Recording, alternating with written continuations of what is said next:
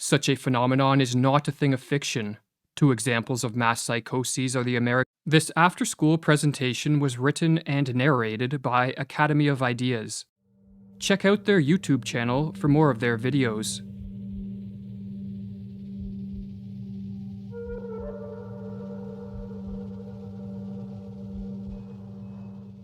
The masses have never thirsted after truth. They turn aside from evidence that is not to their taste, preferring to deify error if error seduced them. Whoever can supply them with illusions is easily their master. Whoever attempts to destroy their illusions is always their victim. According to the psychologist Carl Jung, the greatest threat to civilization lies not with the forces of nature, nor with any physical disease, but with our inability to deal with the forces of our own psyche. We are our own worst enemies, or as the Latin proverb puts it, man is a wolf to man.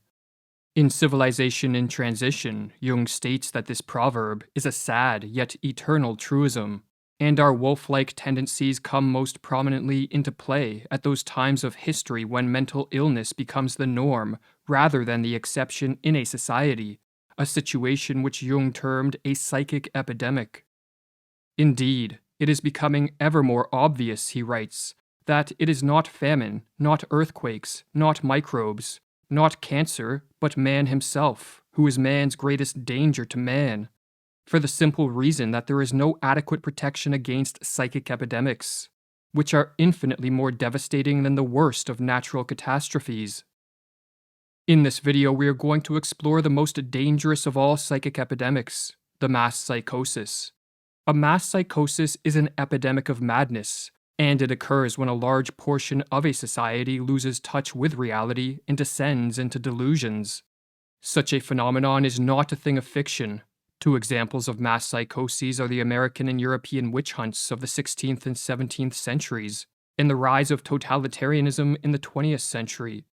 During the witch hunts, thousands of individuals, mostly women, were killed, not for any crimes they committed, but because they became the scapegoats of societies gone mad.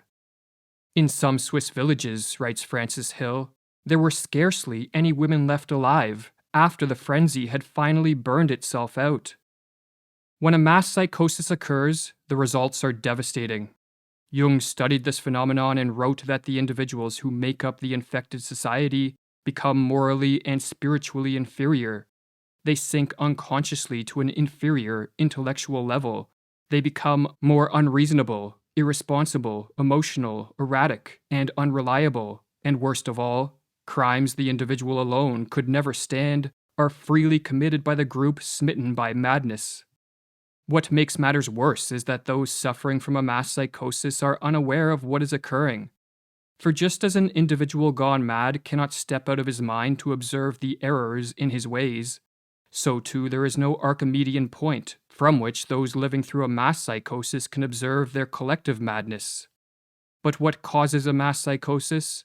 To answer this question, we must first explore what drives an individual mad. While there are many potential triggers of madness, such as an excessive use of drugs or alcohol, brain injuries, and other illnesses, these physical causes will not concern us here. Our concern is with psychological, or what are called psychogenic triggers, as these are the most common culprits of the mass psychosis.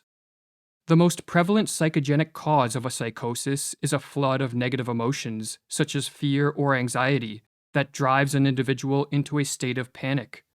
When in a state of panic, an individual will naturally seek relief, as it is too mentally and physically draining to subsist in this hyper-emotional state.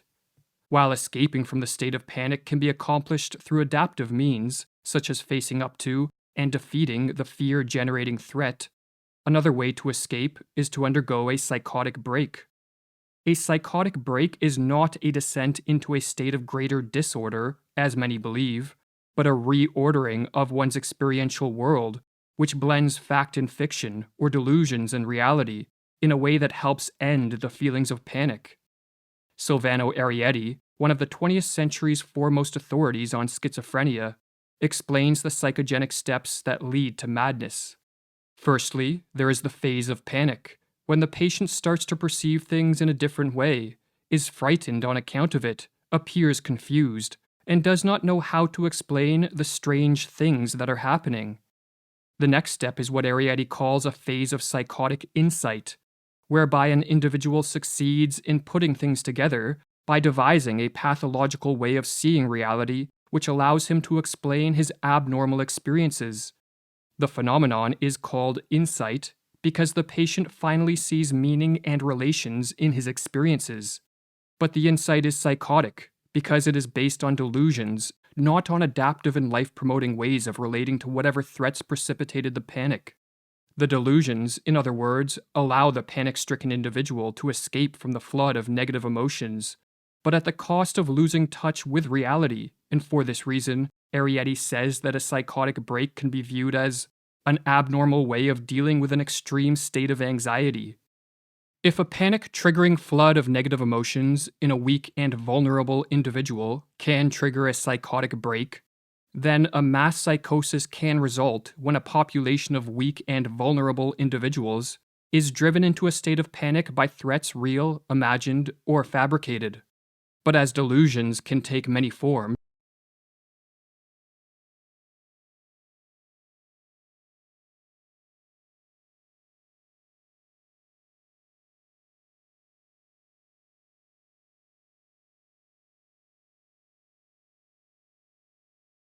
and as madness can manifest in countless ways, the specific manner in which a mass psychosis unfolds will differ based on the historical and cultural context of the infected society. But in the modern era, it is the mass psychosis of totalitarianism that appears to be the greatest threat. Totalitarianism, writes Arthur Versluis, is the modern phenomenon of total centralized state power, coupled with the obliteration of individual human rights. In the totalized state, there are those in power, and there are the objectified masses, the victims. In a totalitarian society, the population is divided into two groups, the rulers and the ruled, and both groups undergo a pathological transformation. The rulers are elevated to an almost godlike status, which is diametrically opposed to our nature as imperfect beings who are easily corrupted by power. The masses, on the other hand, are transformed into the dependent subjects of these pathological rulers and take on a psychologically regressed and childlike status. Hannah Arendt, one of the 20th century's preeminent scholars of this form of rule, called totalitarianism an attempted transformation of human nature itself. But this attempted transformation only turns sound minds into sick minds, for as the Dutch medical doctor who studied the mental effects of living under totalitarianism wrote, "There is in fact much that is comparable between the strange reactions of the citizens of totalitarianism and their culture as a whole, on the one hand, and the reactions of the sick schizophrenic on the other. The social transformation that unfolds under totalitarianism is built upon and sustained by delusions.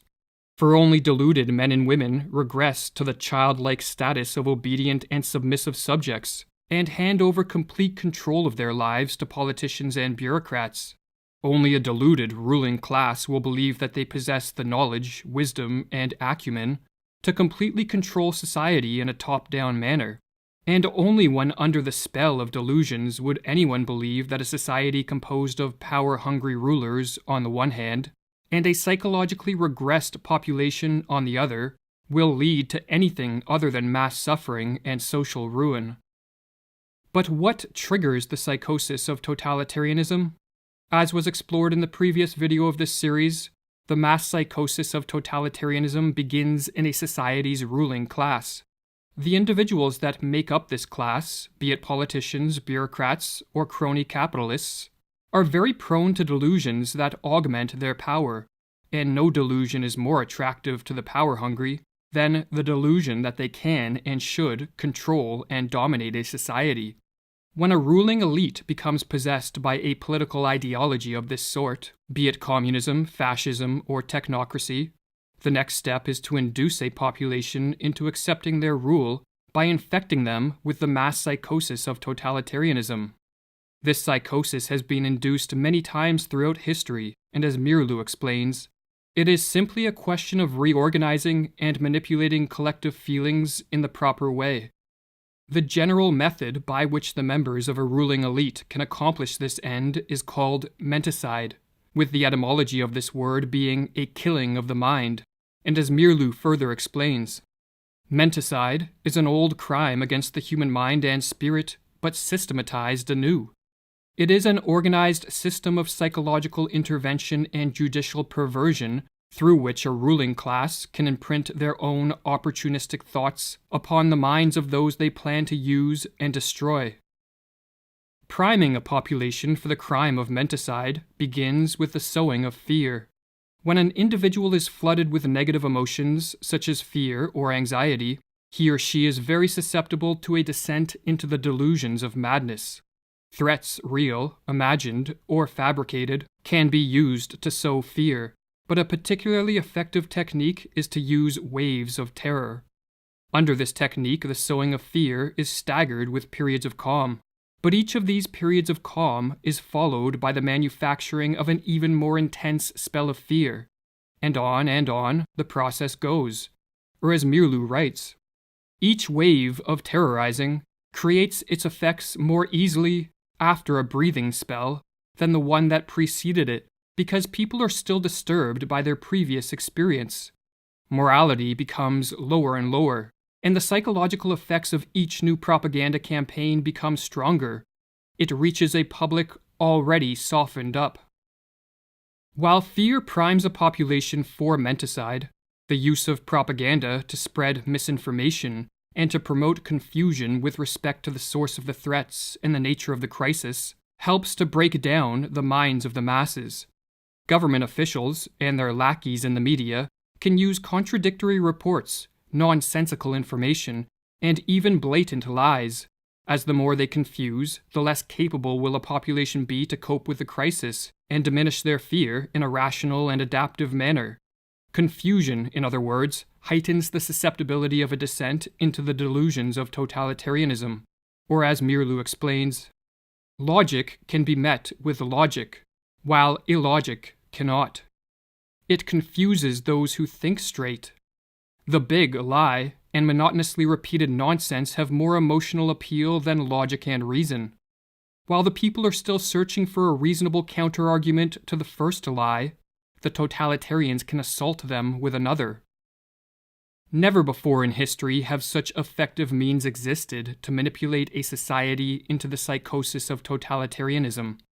Smartphones and social media, television and the internet, all in conjunction with algorithms that quickly censor the flow of unwanted information, allow those in power to easily assault the minds of the masses. What is more, the addictive nature of these technologies means that many people voluntarily subject themselves to the ruling elite's propaganda with a remarkable frequency. Modern technology, explains Mirlu, teaches man to take for granted the world he is looking at. He takes no time to retreat and reflect. Technology lures him on, dropping him into its wheels and movements. No rest, no meditation, no reflection, no conversation. The senses are continually overloaded with stimuli. Man doesn't learn to question his world anymore. The screen offers him answers, ready-made. But there is a further step the would-be totalitarian rulers can take to increase the chance of a totalitarian psychosis, and this is to isolate the victims and to disrupt normal social interactions. When alone and lacking normal interactions with friends, family, and co-workers, an individual becomes far more susceptible to delusions for several reasons. Firstly, they lose contact with the corrective force of the positive example, for not everyone is tricked by the machinations of the ruling elite, and the individuals who see through the propaganda can help free others from the menticidal assault. If, however, isolation is enforced, the power of these positive examples greatly diminishes. But another reason that isolation increases the efficacy of menticide is because, like many other species, human beings are more easily conditioned into new patterns of thought and behavior when isolated. Or as Mirlu explains with regards to the physiologist Ivan Pavlov's work on behavioral conditioning, Pavlov made another significant discovery. The conditioned reflex could be developed most easily in a quiet laboratory with a minimum of disturbing stimuli. Every trainer of animals knows this from his own experience. Isolation and the patient repetition of stimuli are required to tame wild animals. The totalitarians have followed this rule. They know that they can condition their political victims most quickly if they are kept in isolation. Alone, confused, and battered by waves of terror, a population under an attack of menticide descends into a hopeless and vulnerable state. The never-ending stream of propaganda turns minds once capable of rational thought into playhouses of irrational forces. And with chaos swirling around them and within them, the masses crave a return to a more ordered world. The would-be totalitarians can now take the decisive step. They can offer a way out and a return to order in a world that seems to be moving rapidly in the opposite direction. But all this comes at a price. The masses must give up their freedom and cede control of all aspects of life to the ruling elite. They must relinquish their capacity to be self-reliant individuals who are responsible for their own lives, and become submissive and obedient subjects. The masses, in other words, must descend into the delusions of the totalitarian psychosis. The totalitarian systems of the 20th century represent a kind of collective psychosis. Whether gradually or suddenly, reason and common human decency are no longer possible in such a system. There is only a pervasive atmosphere of terror and a projection of the enemy, imagined to be in our midst. Thus society turns on itself, urged on by the ruling authorities. But the order of a totalitarian world is a pathological order. By enforcing a strict conformity and requiring a blind obedience from the citizenry, totalitarianism rids the world of the spontaneity that produces many of life's joys, and the creativity that drives society forward. The total control of this form of rule, no matter under what name it is branded, be it rule by scientists and doctors, politicians and bureaucrats, or a dictator, breeds stagnation, destruction, and death on a mass scale. And so perhaps the most important question facing the world is how can totalitarianism be prevented? And if a society has been induced into the early stages of this mass psychosis, can the effects be reversed? While one can never be sure of the prognosis of a collective madness, there are steps that can be taken to help effectuate a cure. This task, however, necessitates many different approaches from many different people. For just as the menticidal attack is multi-pronged, so too must be the counterattack. According to Carl Jung, for those of us who wish to help return sanity to an insane world, the first step is to bring order to our own minds and to live in a way that provides inspiration for others to follow. It is not for nothing that our age cries out for the Redeemer personality, for the one who can emancipate himself from the grip of the collective psychosis and save at least his own soul, who lights a beacon of hope for others, proclaiming that here is at least one man who has succeeded in extricating himself from the fatal identity with the group psyche. But assuming one is living in a manner free of the grip of the psychosis, there are further steps that can be taken.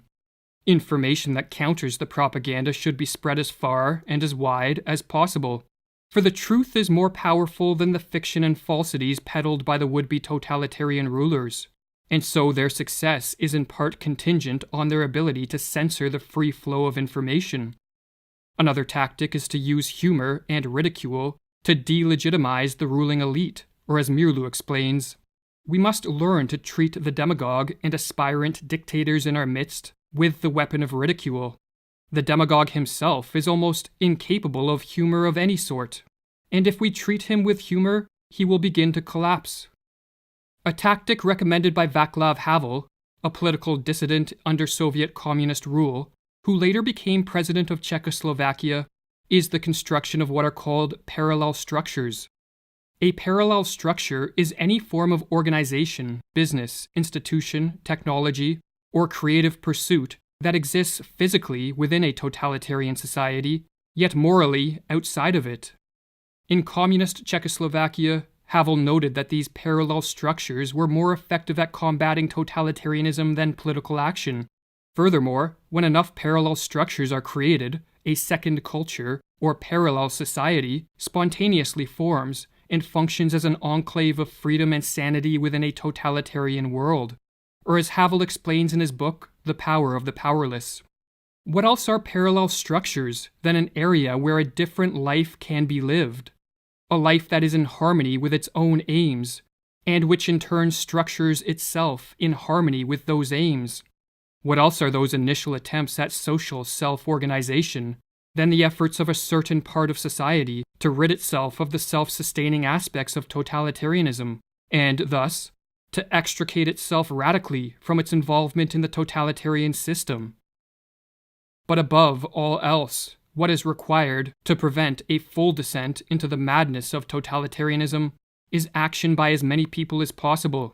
For just as the ruling elite do not sit around passively, but instead take deliberate steps to increase their power, so too an active and concerted effort must be made to move the world back in the direction of freedom. This can be an immense challenge in a world falling prey to the delusions of totalitarianism, but as Thomas Paine noted, tyranny, like hell, is not easily conquered. Yet we have this consolation with us, that the harder the conflict, the more glorious the triumph.